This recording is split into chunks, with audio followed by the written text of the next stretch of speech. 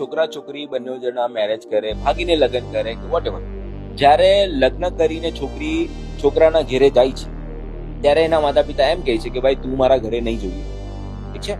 તો આમાં એક કોન્સેપ્ટ સમજવાનો છે, મેટ્રિમોનિયલ હોમ.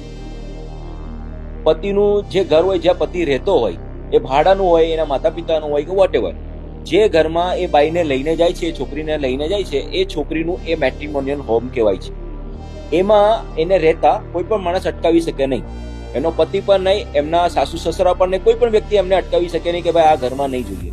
અગર આ પ્રકારની કોઈ હરકતો થાય છે તો ડોમેસ્ટિક વાયલન્સ એક્ટ હેઠળ તમે કાર્યવાહી કરી શકો છો, ઠીક છે? એટલે આ મેટ્રિમોનિયલ હોમ જે છે એ બહુ મહત્વનો કોન્સેપ્ટ છે. એટલે જ્યારે જે તે સમયે લગ્ન થાય છે ને લેડીઝ જે પોતાના પતિના ઘરે રહેવા માટે જાય છે એને મેટ્રિમોનિયલ હોમ તરીકે ઓળખવામાં આવે છે.